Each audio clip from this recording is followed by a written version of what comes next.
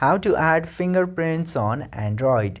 Now in order to do that, just simply open your settings app in your phone and scroll down until you find the option of lock screen. After finding the option of lock screen, tap into lock screen and then go over screen lock and biometrics. Tap to screen lock and biometrics and draw your pattern, pin or password in this section. Simply enter those and it will open the screen lock and biometrics section. Now under biometrics, you will see this option of fingerprints. Tap into fingerprints and tap to add fingerprints from this section.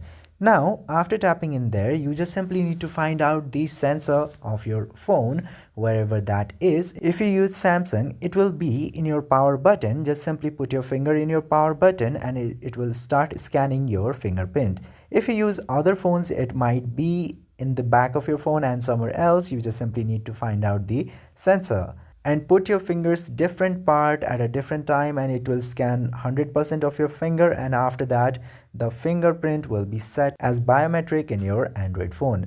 This way you can very easily add a fingerprint in your Android phone. I hope this video was informative to you. If yes, don't forget to hit that subscribe button.